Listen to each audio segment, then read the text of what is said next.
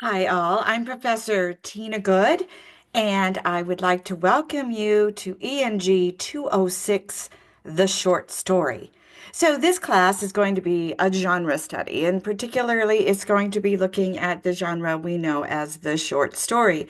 It's kind of in the title. What are we looking at? Stories that are short. But of course, short is a relative term. What do we mean by short? And even though it is short, it certainly doesn't mean that these stories are less complicated. In fact, because they are short, oftentimes they have more complexity than we might find in novels because they simply don't have the time to develop characters in the way that a novel does, or to develop a plot, or to develop, settings and things like that, themes, ideas like that, because they don't have enough time. So we actually get complexity through layers of understanding. I do think the short story is a fascinating genre. It's become more popular in recent years because of social media. It mostly was kind of something that was studied in literary circles up until the rise of social media. And now we're beginning to see popularity in things like flash fictions and things like that, which we may have some time to take a look at as we go through the semester. But what I also want us to be looking at is how short story, how literature through the genre of short story helps us begin to look at human conditions, right? How we as humans, get through life, dealing with the complexities of life, given our cultural context, and so that we could perhaps develop compassion and empathy for ourselves, but also people who may have different experiences than us, right? And so I hope that you really enjoy the stories that I've chosen for us to take a look at. Um, I think that, a lot of the stories have a bit of a gothic element. So I hope that you like those kinds of stories. That is not to say that they have horror in them, but they have some gothic in them that I think that you'll enjoy.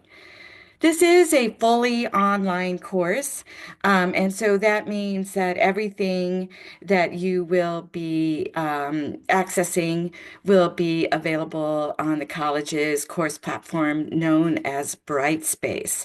Okay, so if you haven't used Brightspace before, you will want to contact me right away because I am assuming that all of you have had Brightspace experience before. But so if you haven't, make sure you reach out to me so that technology doesn't get in the way of your success in the course.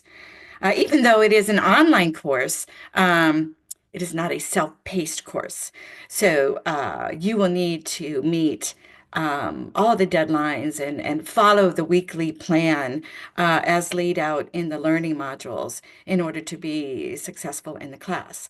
But I try to be as organized as possible, give you as much advance notice as possible so that this is not a stressful thing for you and that you can fit it in to your time schedule. I am not saying that it's not time consuming because the class is demanding course, but hopefully you can work it into your schedule as an online student. So I'm going to go ahead and share my screen with you so we can take a look at the course.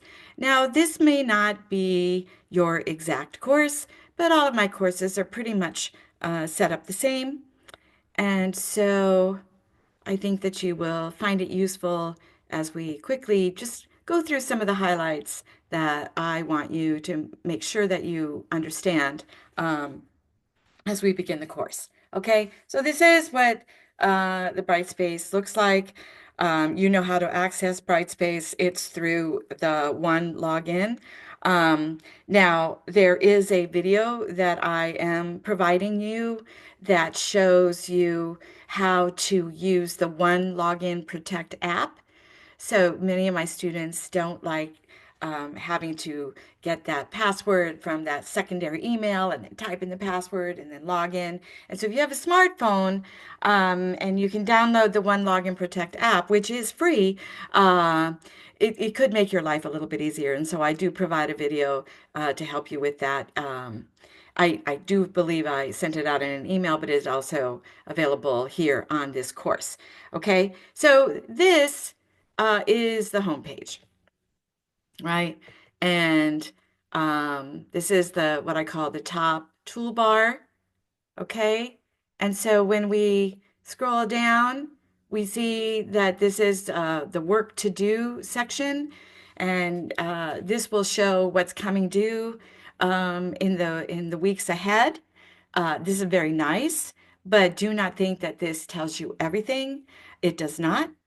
It only gives you things that are posted to the calendar. And so, in order for you to get a complete list of everything that you must do in a given week, you must go to the learning modules, which I will show you in just a moment.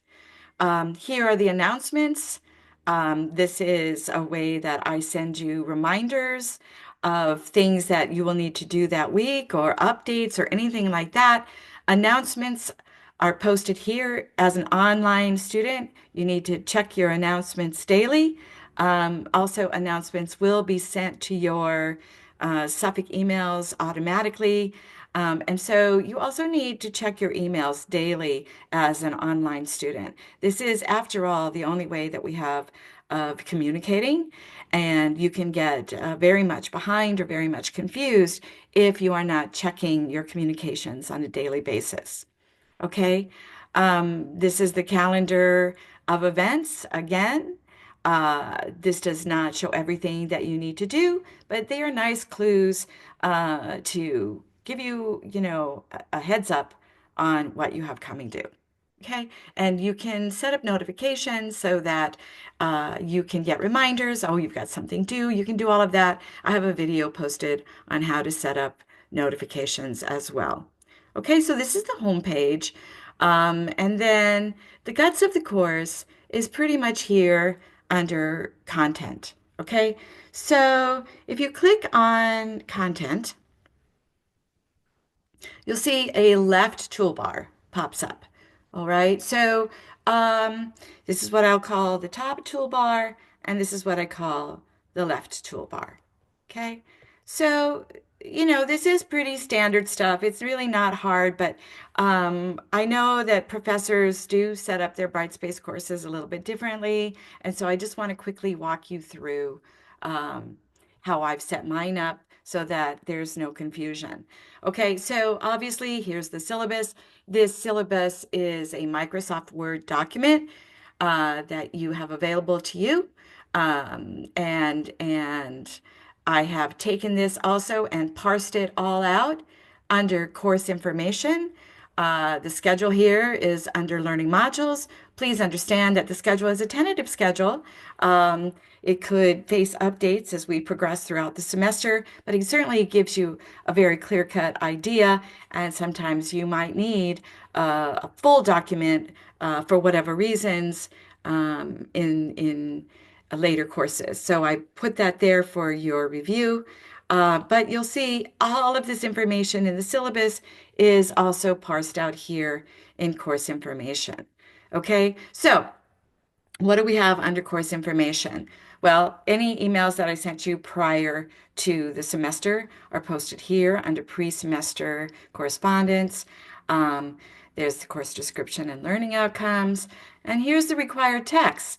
Now, I sent you an email letting you know that there are no books required for this class. Okay, what I'll be doing is I'll be posting links to all the stories that we are reading so that you do not have to buy a book. Okay. And then if we scroll down, here's the online course information. This kind of gives you details about how to navigate this online course. It gives you my office hours. Obviously, it's an online course, so I don't really have rigid office hours. I am teaching face-to-face courses as well. So you'll see that I am in my physical office. If you ever want to drop by during that time, it'd be great to see you. Uh, but I looked at office hours as a way of saying, this is when I'm going to be on the computer checking email often. So that is Tuesdays and Thursdays between 10 and 5.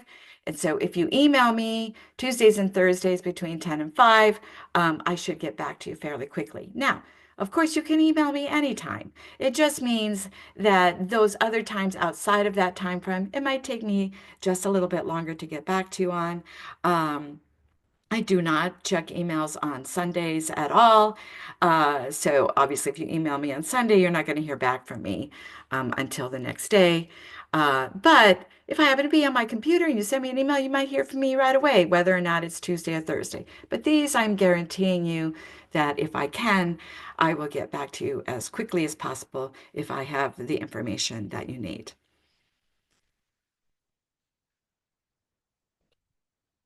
Okay, so we scroll down, you see how this works, right? Once you click on this, everything, all these like subcategories open up that I have posted, these submodules under course information, right? Required text, then there's online course information. Okay, so you have online course information, office hours. Then there's Brightspace. This gives you some information about Brightspace. The thing that I want to point out to you here is that there is an app for Brightspace called Pulse. Is completely optional. Students do like it because they can navigate a lot of the course through their apps on their phones if they have a smartphone. Um, Not everything, you do have to have a computer to do the course, but it can certainly help you maybe submit quizzes or check your grades or check assignments or things like that. This is what the app looks like. You will need to have your student ID and password to use the app, but it is free if you choose to download it. Um, Again, completely optional, but students do like its convenience.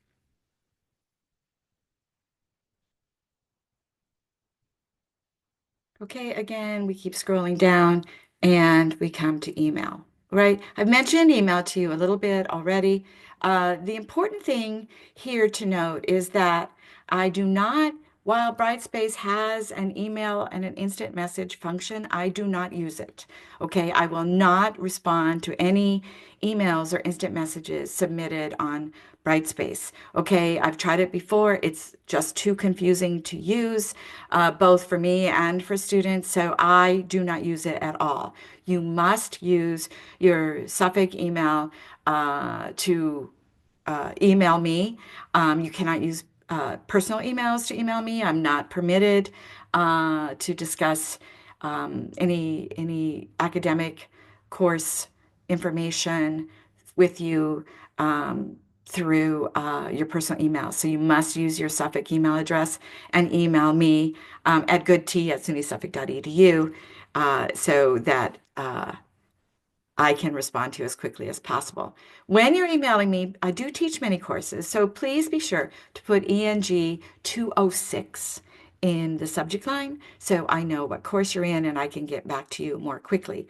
Please be sure to sign your emails, right? Let me know who you are. Don't just assume that I can figure it out from your email address.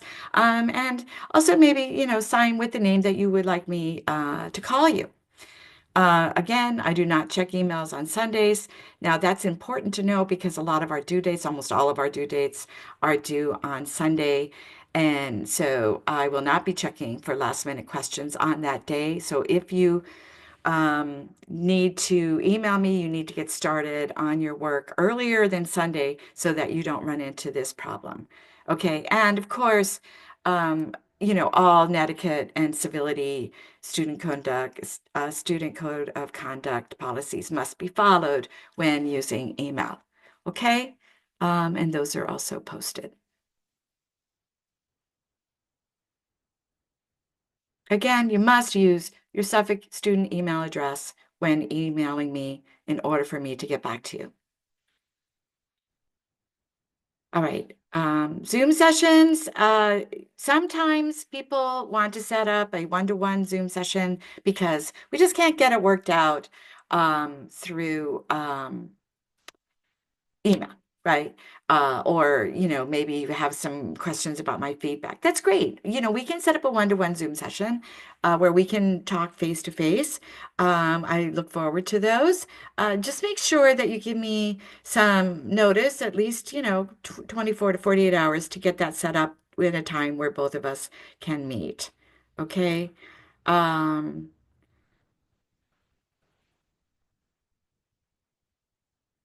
okay. The technology required, obviously, you need, um, a computer, reliable access to the internet, um, but some other things of note.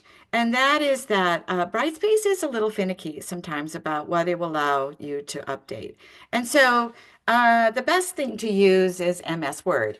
And in case you don't know this, you do have free access to Office 365 through the student portal, which has MS Word, PowerPoint, Outlook, Excel, all that stuff. And so you might as well use that. Um, but if you are unfamiliar with that, or you don't want to use that for whatever reasons, you can use others, but you must convert them to PDF. So let's say you're using Google Documents or something like that. Okay, you have to convert it to a PDF in order for Brightspace to accept it. I'm not telling you that that won't glitch out because it could still glitch. MS Word is what is friendliest to, Brightspace is friendliest to, but you can try PDFs as well. Um, I cannot access pages, anything like that. It must be converted to a PDF. Also, if you have trouble uploading your documents, sometimes I'm sorry to say, it's not always friendly with certain browsers, and not always friendly with Macs. Right. So when you're trying to upload your documents, if you're having trouble, switch out to a different browser. Brightspace seems to be friendliest with Google Chrome and Firefox. But if that doesn't work, try another one, right? It's usually a browser problem. Sometimes it is a problem with Macs. It is, for whatever reasons, friendliest with PCs. And so, if you're trying to use a Mac and a different browser and a PDF, you could run into some trouble. So there's some troubleshooting tips for you. Um, okay, let me go down to class requirements.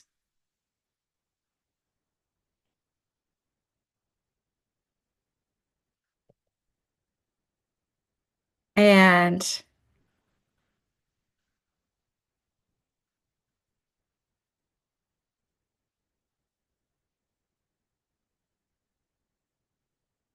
first, I'm going to go to, yeah, let me go here first. Okay, so the learning modules, again, this is where everything is going to be located. There's writing responses that are due, there's going to be quizzes that are due. But let me go to Brightspace discussions, okay? So the discussions are extremely important that you meet the discussions. Deadlines, right? I do not have flexibility on giving you credit for late discussion posts or late quizzes. I do give you advance notice for them so that you can get them posted in time. But I cannot, the discussion falls apart pretty quickly if you do not get them posted on time. Um, they will I'm doing a little different with discussions, so hopefully this will work out. But the idea is that I want every discussion post to receive at least one response, in addition to my own. And so I will not be responding to all discussion posts. They will be random, who I respond to.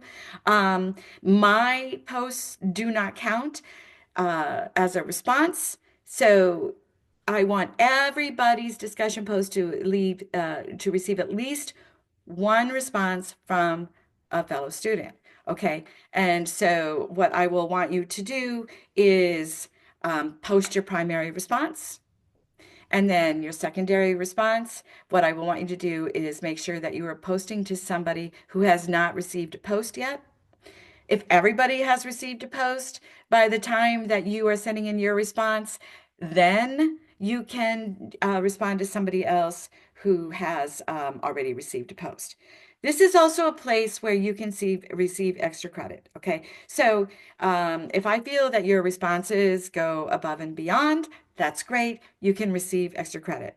Essentially, your primary posts, I will want to be at least 200 words, and your response posts, I will want to be at least 100 words, right? And so if your post is at least 200 words and it's a thoughtful post, um, you'll get full points. However, if you go above and beyond, you could get extra credit. If your response post, if you respond to at least one person who has not received a post before, and it's at least 100 points and it's a thoughtful response, you can receive full points. However, if your response goes longer than that, or if you're responding to multiple posts, you could receive extra credit. If you participate in a thread where, sometimes threads take off and somebody posts and then somebody else posts and then somebody else posts, right? Um, you can receive extra credit. This is where I am hoping we can get to know each other a little bit more through the use of our short stories. Because we're not meeting face to face. This is where we would be having those class discussions. Of course, then, I am not allowing you to use outside research for the posting. I want them to come, from your thoughts, from your analysis, and absolutely no use of generative AI when responding to discussion posts. Okay. I do expect discussions to be collegial. It's perfectly fine if we disagree. I expect us to disagree.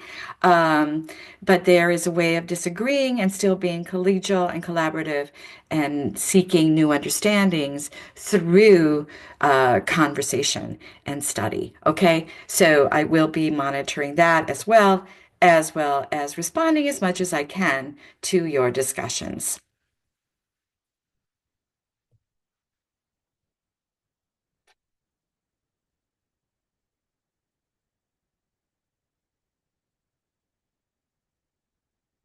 All right, you see that I do offer extra credit as well.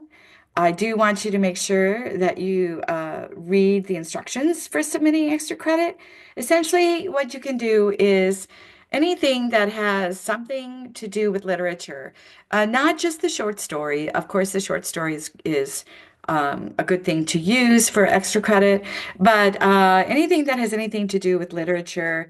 So if you went to a play, if you read a novel, if you read a short story that we are not reading in this class, um, and wrote a one-page response. If you went to a lecture, if you went to some sort of event at the college that has to do with literature of any kind, then you can post a one-page response on extra credit, and you can receive up to 10 to 20 points. Some people, they will simply watch a Netflix movie based on, a book or short story or a play, and that's fine too. However, just remember that the way that I grade these responses is through level of engagement and quality of response. Okay, so, if you read a novel and you gave a one-page response, right, that's going to be worth a lot more points than if you're sitting on your couch watching a Netflix movie. Okay, so it is based on how much energy you put into the activity as well as the quality of the response. Now, what am I looking for in the response? I do not want a plot summary. Do not summarize it for me. Instead, I am looking for some level of analysis. Now, your analytical skills are going to develop as we go through the semester. But if you start right now, maybe just start with, your response to it. How did it make you feel? What did you think about a certain character? What did you think about the plot point? What was there a particular theme that you found interesting, right? So don't give me a summary, give me some kind of analysis, and it only has to be one page, double spaced. Where do you submit it? You go up here to assignments, and here you'll see a link that says extra credit responses. Simply click on this response, right? And then you have it typed up in a separate document, and then press add a file and upload it, hit submit, and then you've submitted your extra credit. You may submit one extra credit per week. Now, that doesn't mean that you can do 15 at the end of the semester, right? You have to do one per week. If you miss a week, you miss a week. You can't recoup that week, okay? Um, but it is totally optional. You don't have to do extra credit, but people are always asking me, can I do extra credit? And so I do allow for this to happen, once a week if this is something that you want to do. Maybe you're doing something already, right? Maybe you're reading a book already, or maybe you're going to a play at the college, or something you're doing already. Might as well get some extra credit for it. Okay? There's the grading, the course policies. Okay? We'll go over this more, but particularly I'm sorry. What I want to point out to you is that in this course, um, there is no use of outside research, okay? The only thing that you can really look up is, cultural references that we discover in our reading. I don't expect you to know everything about everything, right?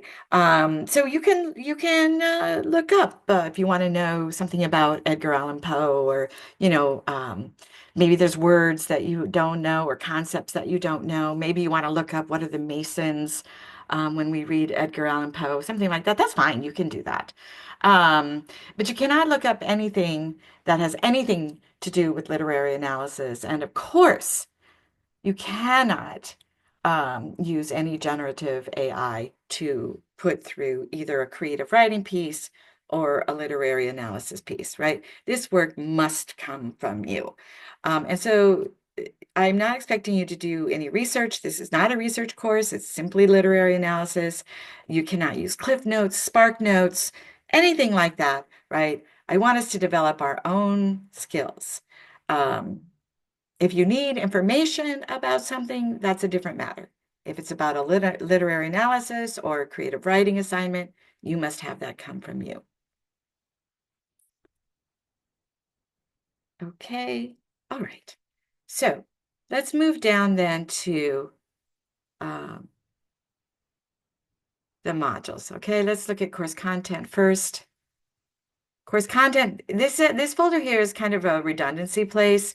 So here's where I post all the videos, all the text that we'll be reading. They're also broken out into the modules, but in case you don't remember, like which week we read this or which week we saw this video, you can always come back to course content, and here is a complete list of videos, of literary texts that we're reading, and of lecture videos. Okay, so that's just a redundancy piece to make your life a little bit easier, hopefully. All right, and then here's where our modules are. So here's our Getting Started module. Let me just show you how this works. Okay, so here is what is due that week. This is the complete list of everything that I want you to do that week. Okay, everything there is posted in one complete list. All right, but the thing about this is that you can also come back now and you'll look under the module and you look under week 1, and everything that I want you to do is posted there, right? So you don't have to surf around. It's all posted right there. Okay, so there's what I want us to read, The Banking Concept of Education by Paulo Freire. I've put you a link there. Yes, it's under course content, under literary text, but you don't have to do that. It's all here. Okay, all your quizzes will be posted here. Your discussion is posted here.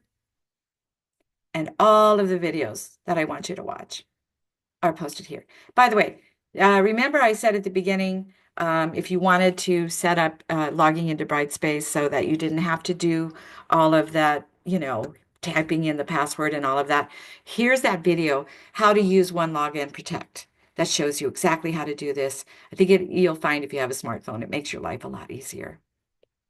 Totally optional, completely up to you. All right, let me show you the first module. Just to give you a little bit more example, right? So here's week 2 assignments. Here's the complete list, right? So we're going to read the Cask of Amontillado, take the quiz. We're going to watch a video on the short story, then take a quiz on the short story video, right? There's another video. There's a discussion post that's going to be due, right? And so everything is right here. This extra credit is just a reminder. If you want to do it, you can do it. It's not mandatory. Okay. And then we come back and we find, right over here, we see the breakdown.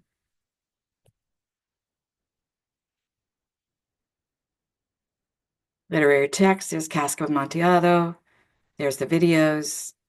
There's the quizzes. And as soon as the discussion is posted, I will have that posted here as well. So you can simply just link to it. And there it is. Okay.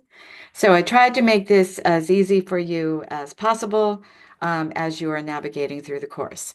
Now, just a couple of more things up here, just to remind you, there are links in the modules to the quizzes, but links to the writing assignments will also be found under assignments, just like here. This will expand as the semester goes forward. Here's the discussions, right? This will expand as the discussion goes forward. You see, I already have a discussion posted, icebreaker discussion.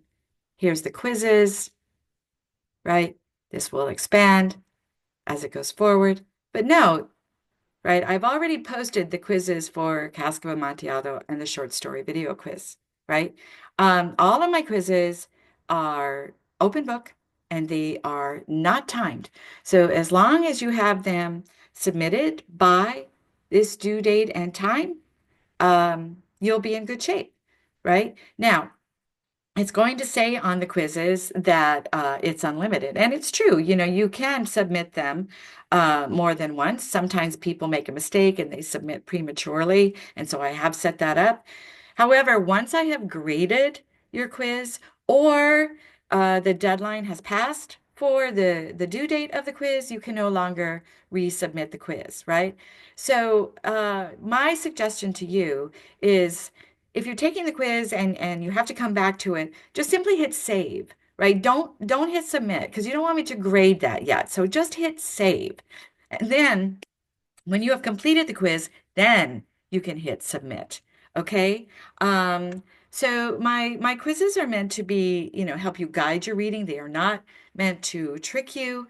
And so and they are also to encourage you to watch the video and pay attention to what I want you to watch in the video, because obviously, right, this is where the course is. This is where my lecture's in all of the videos. Okay. All right. Grades. Students really like the idea of the grades because you'll see as soon as I grade something, it's posted here in the grade book. So it'll be live to you. Oftentimes you will get a notification that I've updated the grades and you can see what your grades are right away. Okay. Um, I think that pretty much covers everything we need to know in Brightspace, right? But of course, if you have any questions, don't worry about emailing me. Email me right away. I do not want technology to get in the way of your success in this course, right? I don't want technology to get in the way of us enjoying, right, what we're reading and what we're discussing in this course. Remember, however, that it is not a self-paced course. You must meet the deadlines for the various responses and assignments. And I do want, above all, however, for us to enjoy these short stories and find ways of appreciating them and perhaps even developing skills of compassion and empathy for ourselves, for others who have different experiences from us. All right. Thank you. I'm looking forward to working with all of you this semester. Have a great day.